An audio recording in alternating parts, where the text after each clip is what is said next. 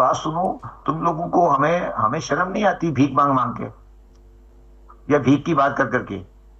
हमें शर्म आनी चाहिए ना कि हम भीख की बात करेंगे, सपोर्ट मिल जाएगी।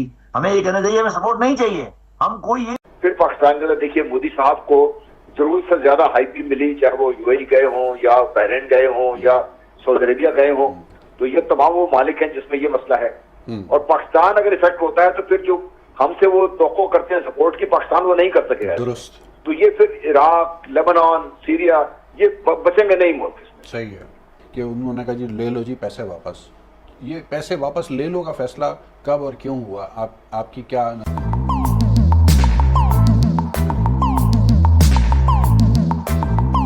नहीं कह रहा कि यार हमें सपोर्ट नहीं चाहिए, हम खुद करेंगे। मतलब मेरा सवाल तो ये ना कि ये भीख मांग मांग के लोगों के कदमों पे गिर गिर के उनकी उनकी अच्छी बुरी बातें सुन सुन के हम कह रहे हैं कि रिलीफ मिल जाएगी, हम ठीक हो जाएंगे, फिर हम अपनी तबाहियां फेंकते रहेंगे। हमें तो ये सोचता है ना कि हम अपने अपने कैसे काम सही करें। ये हमें, मैं तो चाहता हूं कि ये भीख बंद हो हमारे ऊपर से और हम अपने अपने अपने में खुद खड़े हों। तो आप लोग ये बात करें मिल जाएगी, अच्छा हो जाएगा, ये आप बातें बंद करें। आप कहेंगे नहीं हमें ये नहीं चाहिए। ये क्यों कहते हैं कि भीख मिल जाएगी? सऊदी अरब दे देगा, यूएई दे देगा, चाइना दे देगा। ये तो मतलब आपकी अना और आपकी सॉवरेनिटी के खिलाफ बातें हैं ना। ये क्यों करते हैं हम लोग ये बातें? और ये करते रहेंगे और भीख मांगते रहेंगे। तो वो जो सैलानी के सामने खड़े होते हैं, जो रोजाना खाना खा रहे होते हैं, पाकिस्तान की हालत उसी तरह होगी ना, सैलानी के सामने खड़ा है। ये तो मेरे लिए शर्म का मकाम है ना कि रिलीफ मिलेगा, हम सही हो जाएंगे। मैं तो इसको बिल्कुल पसंद नहीं करता। वो ओआईसी से कम हो के जीसीसी, अरब लीग, और अरब लीग से कम हो कि गल्फ कोऑपरेशन काउंसिल तक आ गई है। सो बजाय इसके कि सारे अरब ममालिक जो हैं वो ओआईसी के बारे सोचें, वो सोच रहे हैं कि जीसीसी में अपनी रिट कैसे कायम करनी है। सो सऊदी अरब को बड़े चैलेंजेस हैं, बल्कि अरब लीग भी अंडरमाइन हो चुकी है। सो ये जो रजीम, माशी चैलेंजेस भी आ गए कोविड, बिल्कुल ऐसे ही है। सो रजीम चेंज करना उनकी प्रायोरिटीज हैं। विद इन जो फिर नई लीडरशिप आ रही है, फिर मोहम्मद बिन सलमान साहब जो हैं वो अपनी रिट कायम करना चाहते हैं, क्योंकि वो जिस तरह पावर सर्कल में आए हैं, फिर वो क्राउन प्रिंस बने। अभी उनको पता है कि मैंने आगे जब तक मैं किंग नहीं बनता, तो वो जो पावर को एस्टैब्लिश करना है तब तक वो किसी के ऊपर ट्रस्ट नहीं करना चाहते। और वो मगरब के साथ एक अपना जो टेसेट अलायंस है, और खासकर ट्रंप और अमेरिकन डीप स्टेट का साथ वो रखना चाहते हैं और पैगाम देना चाहते हैं कि हम मिल के काम कर रहे हैं। जैसे जैरेड कुशनर के साथ बड़ी करीबी दोस्ती जो फलस्तीन का प्लान आया। सो मेरा ख्याल है पाकिस्तान हम चाहते हैं, और हमारी भी कमजोरियां हैं। हम जब मर्जी कश्मीर मसले को उछाल देते हैं और जब दिल किया हम नीचे ले जाते हैं। तो वो जो इनकंसिस्टेंसी हमारी तरफ से भी रही, उसने एक मिडिल ईस्ट में, और अरब ममालिक ने भी कहा कि शायद पाकिस्तान भी अब उतना इंटरेस्टेड नहीं रहा जितना पहले कभी था। अभी हमने कश्मीर को दोबारा पिछले साल 1.5 साल से उठा लिया है, तो दुनिया कहते जी पहले तो आपने हमें इन चीजों पे लगा लिया हुआ था और अभी आप आ गए हैं। सो मेरा ख्याल है कि एक तो with in the middle east में प्रॉब्लम्स हैं, क्योंकि उनकी रजीम चेंज भी करना था। मतलब उनकी जो डोमेस्टिक पॉलिटिक्स है वो इस वक्त उनकी तरजीहात में ऊपर आई हुई है, ऊपर आई, लेजिटिमेसी चाहते हैं ना बेसिकली। ताहिर मलिक साहब, मुस्लिम उम्मा, ये मैंने तो बचपन से सुना है, मेरा और आपका बचपन तकरीबन एक ही वक्त का है। आजकल के बच्चे ये लफ्ज़ नहीं सुनते हैं। ये क्या था मुस्लिम उम्मा? मैं था का लफ्ज़ इस्तेमाल कर रहा हूँ माजरत के साथ। क्या है ये मुस्लिम उम्मा की इस्तिलाह? एक तो ये कि अवाम की सतह पे देखिए चैलेंजेस मुस्लिम्स के एक तरह के रहे हैं, मुसलमानों के। वो कॉलोनियलिज्म में भी रहे, उन्हें ग़ुलाम भी बनाया गया, उनके वसाइल भी लूटे गए। तो जो दर्द है और जो कॉमन कॉज है वो फ़लस्तीन से लेके और वो कश्मीर तक हो, वो अफ़गानिस्तान तक वो कॉमन थे।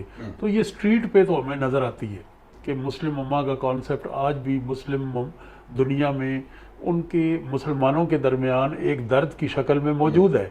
लेकिन जहाँ तक गवर्नमेंट्स, स्टेट्स और वो पॉलिसीज़ आ जाती है, वहाँ हमें मुस्लिम उम्मा नहीं। ये जदीद रियासतें हैं और हर रियासत का मफाद जो है वो मुस्लिम उम्मा से मुख्तलिफ है। अगर उम्मा की बात होती तो सऊदी अरब के आज इसराइल के मुकाबले में ईरान से अच्छे ताल्लुकात होते, तो और मलेशिया के साथ उन्होंने और टर्की के साथ ताल्लुकात उस तरह ना होते जिस तरह आज कह सकते हैं सेफली के उम्मा का कॉन्सेप्ट जो है वो आउटडेट हो चुका है। देखिए, एक तो जो आप बात करें ना कि मैं और आप ये बात करते हैं सऊदी अरेबिया के बारे में या सऊदी अरेबिया की पॉलिसी के बारे में, उसकी एक वैल्यू है। लेकिन इस किस्म के जो मामलात है दो कौमों के दरमियान, दो स्टेट्स के दरमियान, तो वो पब्लिकली जाहिर करने के बजाय बैकग्राउंड में या जिस तरीके से हमारी डिप्लोमेसी काम करती है वहाँ कन्वे किया जाना होता, तो वो ज्यादा इस लिहाज से बेहतर होता कि हमारे ताल्लुकात की जो तलखी है वो पब्लिक डिबेट ना बन जाती। सही, एप्रोप्रिएट फोरम्स को इस्तेमाल होना चाहिए इस तरह के मामलों में। ठीक है।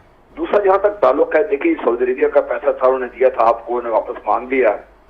ये सोचे बगैर कि क्या पाकिस्तान की डिफिकल्टीज क्या होंगी, वो ये ठीक है कि चाइना ने पाकिस्तान को टाइट ओवर करने के लिए पैसे देने शुरू कर दिए। तो ये सऊदी अरेबिया की जो पॉलिसीज में खुद भी जो एक जीरो बम है, जो उनकी जो कहा जाता है ना कंसिस्टेंसी, जैसा भी चीमा साहब भी बात कर रहे थे, एक उस लिहाज से उनकी पॉलिसीज में नहीं है। वहां पर जो मेरी अपनी इतलात ये है कि शाही खानदान ने, चूंकि रवायात को तोड़ दिया गया है जब से शाह सुलेमान बने हैं बादशाह फरवरवा सऊदी अरेबिया के, उन रवायात को तोड़ने की वजह से शाही खानदान के अंदर चपलकश बढ़ती जा रही है दिन ब दिन। ठीक है। और जो अभी क्राउन प्रिंस है, इनकी जो सपोर्ट जिस तरीके से वो चाहते हैं वो शायद शाही खानदान में भी नहीं है। पर अच्छा। अब ये जो मामला पाकिस्तान के लिए बना है, ये मेरा ख्याल है पैसों से ज्यादा, एक तो पैसों का डेफिनेटली वो must be the immediate cause जो भी था, लेकिन पैसों से ज्यादा जो सऊदी अरेबिया ने लगातार पाकिस्तान की दरख्वास्त को इस लिहाज से एक्सेप्ट नहीं किया कि वो इसी का इजलास बुलाया जाए, क्योंकि जब तक वो इसी का इजलास आए, इकट्ठे होकर मुसलमान लोग कोई बात करें तब बात बनती है। फिर पाकिस्तान के अंदर देखिए मोदी साहब को जरूरत से ज्यादा हाइप भी मिली, चाहे वो यूएई गए हों या बहरीन गए हों या सऊदी अरेबिया गए हों, तो ये तमाम वो मालिक हैं जिसमें ये मसला है। फिर जो पाकिस्तान का ईरान के साथ जो पाकिस्तान के ताल्लुकात हैं, देखिए पाकिस्तान के ईरान के साथ ताल्लुकात सऊदी अरेबिया की कॉस्ट पे नहीं है।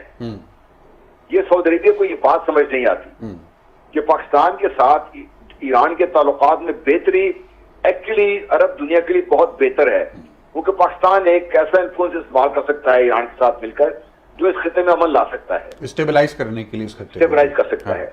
हमारे जो अरब भाई हैं वो ये बात नहीं समझ रहे हैं कि अगर खुदा ना खास्ता ईरान में गड़बड़ होती है तो पाकिस्तान डायरेक्टली इफेक्ट होगा, और पाकिस्तान अगर इफेक्ट होता है तो फिर जो हमसे वो तवक्को करते हैं सपोर्ट की, पाकिस्तान वो नहीं कर सकेगा। दुरुस्त। तो ये फिर इराक, लेबनान, सीरिया, ये बचेंगे नहीं मुल्क। सही है। तो शायद ऐसी सूरत हाल पैदा हो जाती है जैसे बज़ाहिर इस वक्त हुई हुई है कि ये गलतफहमी है, पाकिस्तान की मईशत को बहुत सीरियस क्राइसिस आते रहेंगे अगले 3-4 साल, और जो हमारी गवर्नमेंट्स हैं वो उनकी जो कैपेबिलिटी नजर आ रही है मुझे, मैंने जो गवर्नमेंट कैपेबिलिटी करीब से देखा है, उनके बस का काम नहीं है ये। इसमें हमें बहुत अच्छी गवर्नेंस लानी पड़ेगी दोबारा से। अच्छा सर, ये बताएंगे जो IMF से पैसे आएंगे उसके बाद हुकूमत होपफुल है कि सऊदी अरब से भी उनको रिलीफ पैकेज मिल जाएगा, कुछ चाइना से मिल जाएगा, कुछ UAE से सपोर्ट मिल जाएगी। इसके नतीजे में क्या आप समझते हैं कि इकोनॉमी को वो जो हम जिसका जिक्र कर रहे थे कि पिछले दिनों के मार्केट में भी एतमाद नहीं है, डॉलर भी काबू में नहीं आ रहा है, तो इमरजेंसी सूरत हाल कम हो जाएगी इससे या कुछ इकोनॉमी को सपोर्ट मिलेगी? यानी ये जो रिलीफ पैकेज मुख्तलिफ जगहों से मिल रहे हैं इससे क्या इंपैक्ट आएगा?